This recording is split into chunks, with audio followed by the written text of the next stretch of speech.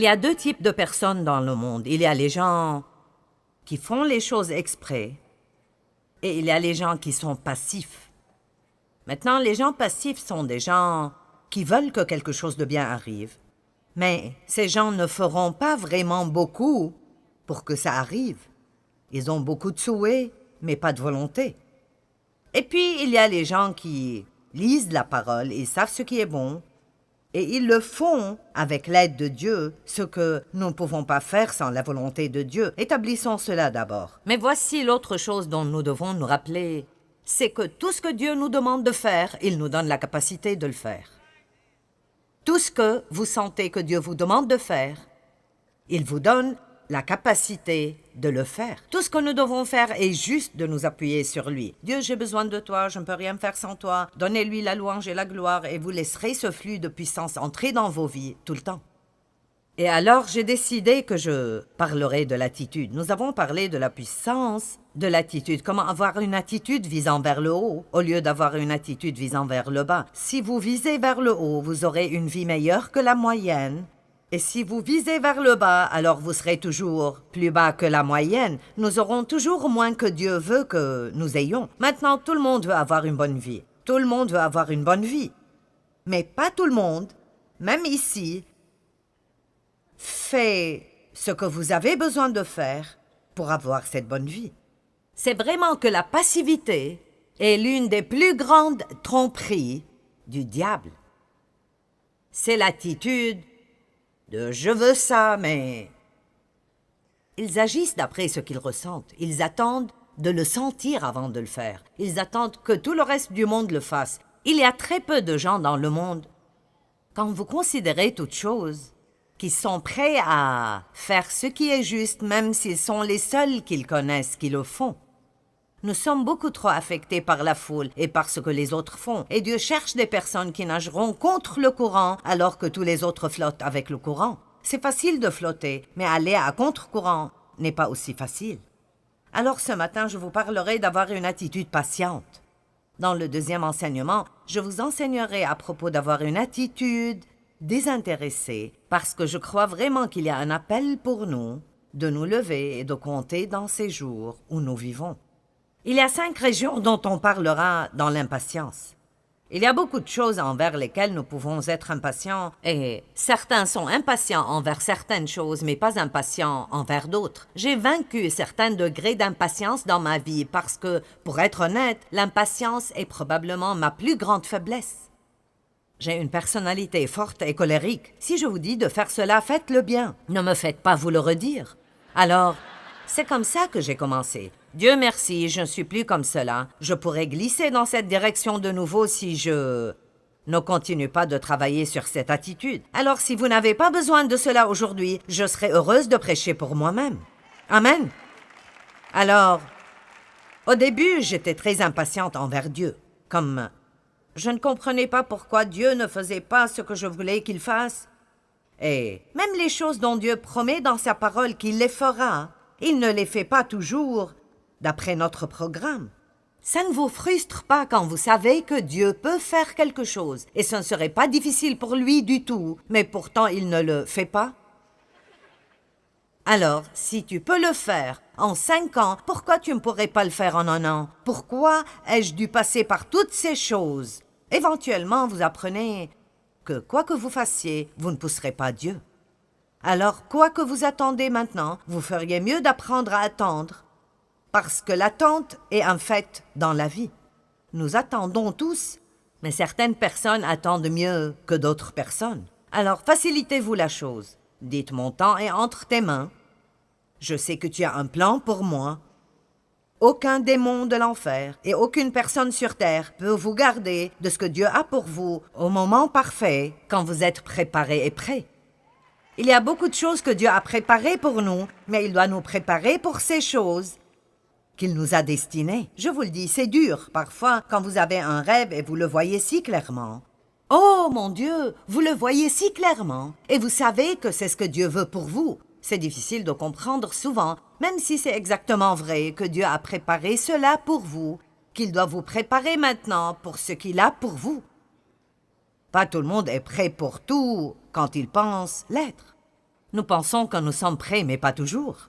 L'impatience avec les gens. Combien sont impatients avec les gens? Vous savez, pensons juste à certaines des choses envers lesquelles nous pouvons être impatients quand il s'agit des gens. Disons juste, comment agissez-vous quand vous attendez dans une file? Et si vous avez un caissier lent? Ou un caissier qui est nouveau et qui ne sait pas ce qu'il fait? Ou si la personne devant vous a 3 articles sans étiquette et puis ils doivent aller chercher dans le magasin pour trouver les prix? D'accord, vous voyez, je deviens bonne dans ceci. Je peux faire ça parce que j'ai presque perdu mon salut avec des caissiers lents il y a 30 ans. Je veux dire, c'était comme si j'avais ma broche chrétienne brillante en cristal. Et vous savez, tous mes bijoux chrétiens, et j'étais dans la file du magasin. J'avais 3 enfants alors, et ils me rendaient folle, et j'avais mon plan, je voulais amener ces prévisions, en finir avec cette file, les ramener à la maison, les ranger, et puis faire quelque chose d'autre. J'avais mon plan, ne gâchez pas mon plan. Quelqu'un est comme ça? D'accord. Et alors, je suis arrivée à un point où je priais à propos de quelle file je devrais suivre. Je me tenais là, d'accord, Seigneur. Tu sais déjà ce qui va se passer. Tu sais que je suis pressée. Laquelle de ces files ira le plus vite? Et malgré tout ce que je faisais, je terminais toujours. Dans celle qui est plus lente, quelque chose sera brisé. Il n'y a pas de prix. Et je vous dis quoi? Si vous pouviez mourir à cause de la frustration, je serais morte parce que ça m'aggravait autant que cela. Je ne comprenais pas. Dieu, qu'est-ce que tu fais avec moi? Et puis je commençais à dire, je te chasse Satan, je te chasse au nom de Jésus. Tu ne me voleras pas ma joie, tu ne me voleras pas ma paix.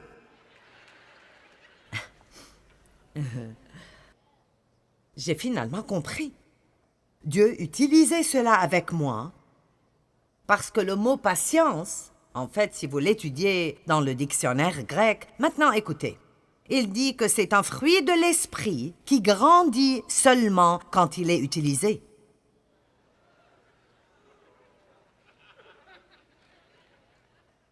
On ne peut pas prier pour que vous l'ayez.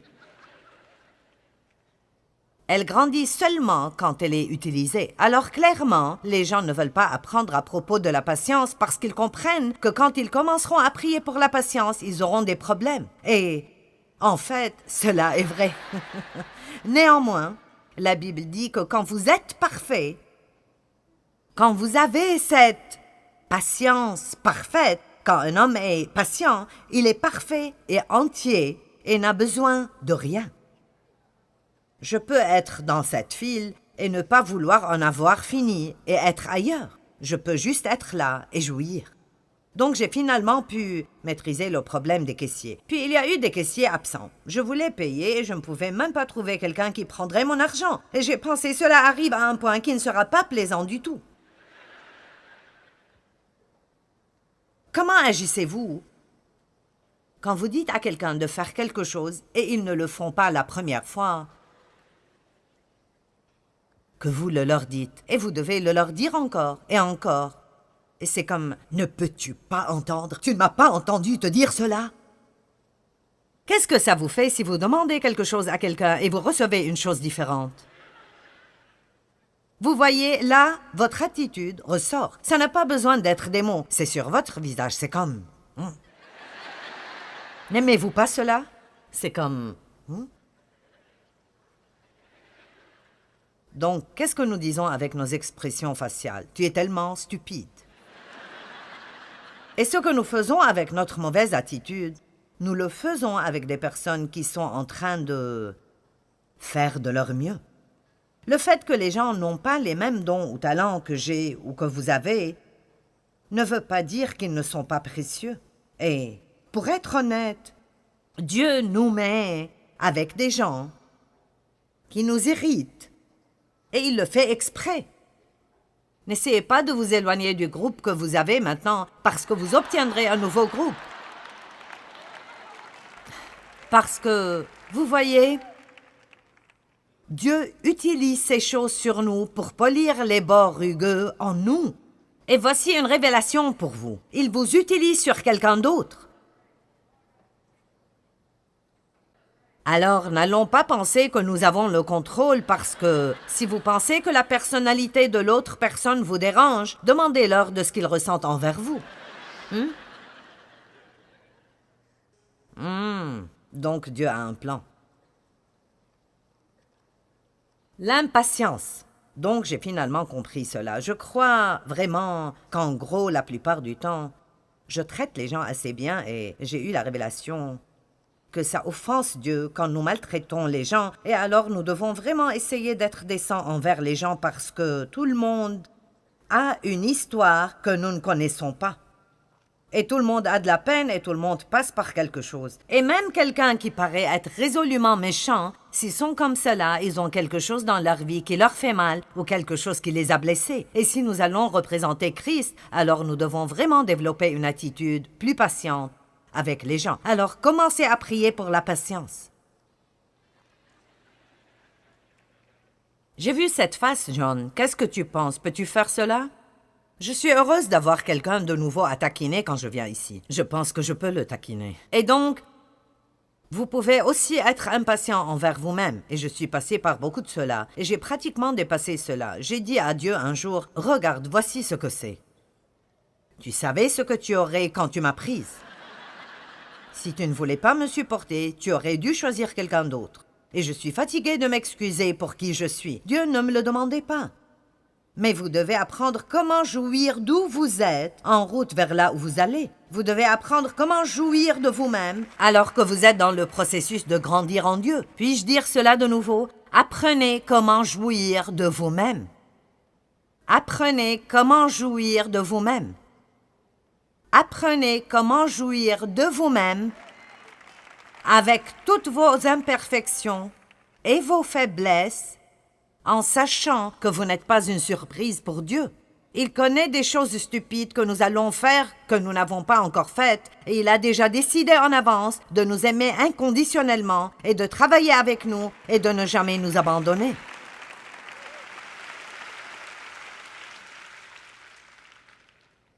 Soyez patient envers vous-même. Puis il y a la région d'être patient avec les objets et les choses. Maintenant, je ne suis pas si bonne dans ce domaine. Puis-je avoir mes accessoires? Il y a quelque chose avec quoi j'ai un grand problème. Priez pour moi. Et c'est l'emballage. Je veux dire, je pourrais perdre mon salut à cause des emballages. Ceci est une bouteille de gouttes pour les yeux. Je les ai sortis ce matin et j'ai dit « Oh non !»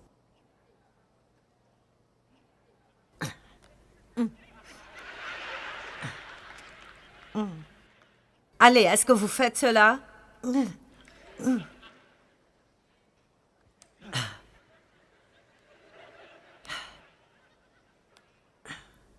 Ah. Et puis je dis, quel est le problème des gens? Ils vous vendent ces choses et ils ne s'attendent pas à ce que vous les ouvriez. Eh bien, maintenant, Dave dirait, pourquoi ne prends-tu pas une paire de ciseaux pour couper cela? Parce que ça me demanderait de la patience de marcher pour trouver les ciseaux et revenir et faire cela. Je n'aime pas ça. Puis vous avez le rince-bouche. Oh mon Dieu, pas encore, je vais... Et vous voyez, j'ai ceci. Oh, celle-là commence. Hey! Oh, mais ça ne marche toujours pas. Donc, cette année, les emballages sont mon but. Je vais arriver à un point où je suis libérée d'être contrariée par les emballages. Mais vous savez, la façon d'être libérée de quelque chose est de le faire encore et encore et encore et encore jusqu'à ce que ça ne vous gêne simplement plus. Vous mourrez finalement à cela. Vous voyez, maintenant, je peux me retrouver dans une file lente et je me dis... Pas cette fois, Satan. Déjà vu, déjà fait. Je garderai ma paix. Ah ah, mais le truc des emballages, je dois toujours le maîtriser. J'ai aussi un autre petit problème que je vous dirai. J'ai un épi de cheveux juste là. Et je vous montrerai ce qu'il fait. Vous voyez cela? D'accord. Quoi qu'on fasse avec ces cheveux, ils ressortiront comme ça, alors je les réarrange. Hier, je me suis énervée et j'ai pensé, je vais les couper. Alors... j'ai sorti mes ciseaux, maintenant je les ai rendus trop courts, alors ça a fait que c'est de loin pire. Combien d'entre vous ont des choses comme ça dans vos vies? Juste une petite chose qui est simplement insupportable. Et puis, il y a toute cette région de... Et c'est l'un de mes buts. Ces deux dernières sont juste mes problèmes. Vous ne pouvez pas vous donner sur ce que vous faites, parce que mentalement, vous êtes déjà à la chose suivante. Certains d'entre vous sont ici ce matin, mais vous n'êtes pas ici parce que vous pensez déjà à ce dont vous devez faire quand vous rentrez. Et alors, nous ne sommes jamais nulle part avant d'avoir notre pensée où nous sommes. Si notre corps est quelque part, ça ne veut pas dire que nous y sommes. Et je ne sais pas, je pense que ça fait partie de ma personnalité colérique et agressive, mais cela m'est difficile de rester où je suis. Je suis toujours, en quelque sorte, en chemin vers la chose suivante, parce que je suis résolue, je suis agressive et j'ai un plan. Nous faisons ceci, allons faire cela. Donc, j'ai cette manie, quand je suis en voiture, quand nous nous approchons de notre maison, et elle est visible, j'enlève la ceinture de sécurité et je me prépare à descendre du véhicule. Il n'y a pas longtemps, ma fille m'a dit « Maman, pourrais-tu me laisser parquer la voiture avant d'en descendre ?» Quand nous garons dans un parking, je suis hors de la voiture, j'ai toutes mes affaires et je suis dans le magasin et Dave est toujours en train de prendre ses affaires de la voiture. Et je dis « Comment est-ce possible de prendre si longtemps pour sortir de voiture? Qu'est-ce que tu fais ?» Combien d'entre vous sont vraiment des personnes rapides? D'accord. Combien d'entre vous sont plus détendus, lents et vous lassez de ceux qui sont rapides? Et je peux très bien vous garantir qu'une personne rapide est mariée à une lente et une personne lente est mariée à une rapide. Allons maintenant. C'est comme, d'accord Dieu, est-ce que nous nous amusons ou pas? Ceci est, après 47 ans, ceci n'est plus amusant du tout. Je vous le dis, ce verset dans la Genèse, qui dit que l'homme laissera son père et sa mère et s'attachera à sa femme, et les deux deviendront une seule chair, n'est-ce pas magnifique? Mais je vous le dis, c'est le fait de devenir qui est le problème. Et c'est un problème continu et un problème sans fin. Très bon. Maintenant, allons droit au but et revenons au sérieux. Tout d'abord, si vous n'avez pas de patience envers Dieu, si je n'ai pas de patience envers Dieu, j'irai dans ce que la Bible appelle les œuvres de la chair. Et les œuvres de la chair sont mes idées géniales à propos de comment obtenir ce que je veux, quand je le veux, au lieu d'attendre Dieu. Et je vous le dis, nous faisons certains des dégâts les plus ridicules dans nos vies en essayant de dépasser Dieu. Nous le voyons dans Genèse. Je ne prendrai pas le temps de raconter toute l'histoire, mais sûrement vous réaliserez que quand Dieu a promis à Abraham et Sarah qu'ils auraient un enfant et l'enfant ne venait pas, ils ont été fatigués d'attendre. Sarah a une idée de génie. Vous avez déjà eu une idée de génie? D'accord. Eh bien, j'avais beaucoup d'idées géniales, et elles sont quelque chose comme ça. Vous y vivez votre vie. Et vous dites, je sais ce que Dieu veut que je fasse. Votre mari n'est pas sauvé, alors vous pensez, ou votre mari est quelqu'un qui a une mauvaise attitude. Vous avez déjà décidé que vous allez acheter ces 5 livres à propos de l'attitude, et vous allez ouvrir ces livres et les mettre partout où vous pouvez dans la maison, parce que maintenant vous avez un plan pour réparer son attitude. Combien d'entre vous savent que rien ne marche si ça ne vient pas de Dieu? Écoutez, il est l'auteur et le consommateur, et il m'a déjà dit, je ne suis pas obligé de finir quelque chose que je n'ai pas commencé. Si vous commencez, c'est votre bébé. Donc nous devons vraiment apprendre comment faire les œuvres de Dieu et ne pas faire les œuvres de la chair. Vous dites, eh bien, comment puis-je les discerner? Eh bien, les œuvres de la chair sont des œuvres qui ne marchent pas. C'est nous qui essayons de faire que quelque chose arrive quand ça n'arrivera simplement pas, et nous ne comprenons pas pourquoi ça n'arrive pas, et nous disons alors cela. Dieu, j'ai vraiment fait tout ce que je sais faire. Et je ne comprends pas pourquoi ceci ne marche pas. Et puis parfois nous devenons très dramatiques et cela n'impressionne pas Dieu du tout. Et nous tombons même par terre. C'est fini. J'abandonne. C'est fini. J'abandonne. Que veux-tu que je fasse? Allez, vous connaissez quelqu'un qui fait ça?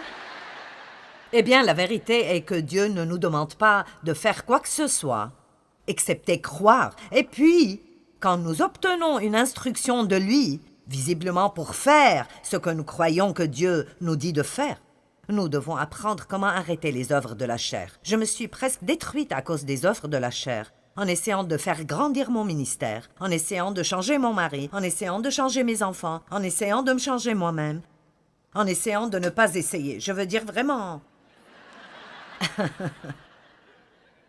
Si quelqu'un aurait pu mourir à cause de la frustration, ce serait moi. Et j'ai finalement réalisé que la frustration est égale aux œuvres de la chair. Quand vous vous sentez frustré, maintenant écoutez. À chaque fois que vous vous sentez frustré, ou je me sens frustré, c'est parce que j'essaie de faire que quelque chose arrive que seul Dieu peut provoquer. M'avez-vous entendu? Allez, ceci vaut d'être mis sur une pancarte. J'en avais une chez moi pendant longtemps. Les œuvres de la chair sont égales à la frustration. J'ai dû mettre cela sur mon miroir, j'ai dû le mettre sur mon frigo parce que j'étais juste très agressive, active genre. Trouve un plan, trouve une idée et fais-le, ce genre de personne. Eh bien, j'ai finalement dépassé cela. Mais certains d'entre vous ici, probablement, ne l'ont pas fait. Vous êtes probablement toujours dans cette phase et vous essayez de vous débarrasser de choses que seul Dieu peut enlever. Vous essayez de changer les gens, ce qui est quelque chose que seul Dieu peut faire. Puis-je vous dire quelque chose? Vous ne pouvez pas faire qu'un de vos proches aime Dieu. Je me moque de combien vous voulez ce qui est bon pour eux. S'ils ne le veulent pas pour eux-mêmes, vous gaspillez juste votre énergie et vous allez ruiner votre vie et perdre votre joie. Et la meilleure chose à faire est de prier pour eux et de laisser Dieu travailler. Et laissez-moi juste vous dire, quand vous priez pour quelqu'un, ne vous attendez pas à ce qu'il agisse mieux. Ils seront probablement pires avant d'agir mieux. Vous dites pourquoi? Parce que quand vous priez pour les gens, Dieu commence à agir en eux. Et quand Dieu agit en nous, si nous ne sommes pas prêts à nous donner, ça nous fait agir d'une manière pire. Avez-vous déjà dit, eh bien, cela n'a pas marché? Ils sont pires qu'avant. Je priais pour Dave pour qu'il n'aime plus le sport autant parce que je n'aimais pas, et je ne voulais pas qu'il l'aime parce que je n'aime pas. Et, vous m'avez entendu dire cela probablement. Il aime tout ce qui roule ou qui rebondit, peu importe. Et quand je grandissais, mon père ne me laissait jamais rien faire. J'étais en fait juste manipulée et contrôlée. Et je ne peux me rappeler d'être contente avant d'avoir la vingtaine et... Dave pratiquait tous ses sports alors qu'il grandissait. Je veux dire, Dave aime tout ça. J'ai commencé à prier pour lui pour qu'il ne fasse pas tant de ceci et tant de cela, et j'essayais de l'amener à changer. Une fois, je suis entrée dans la chambre où il regardait un soir un match de foot, écoutait un match de baseball et faisait briller ses clubs de golf, et j'ai pensé, vous savez quoi? Cela ne marche pas.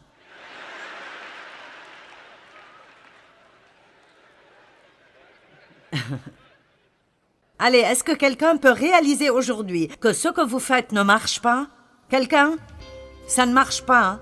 Alors pourquoi ne pas prendre des vacances quand il s'agit des œuvres de la chair et laisser Dieu être Dieu dans votre vie? Amen? Eh bien, Dieu veut vraiment aider chacun d'entre nous à développer une attitude patiente. Il veut que nous apprenions à attendre patiemment le moment qu'il choisit et à lui faire confiance en toutes choses. Et vraiment, c'est la seule façon par laquelle nous pouvons jouir de chaque moment de nos vies. Et la plupart d'entre nous diraient probablement que la patience est un peu difficile pour nous et elle doit être développée. Nous devons apprendre comment l'appliquer dans des situations.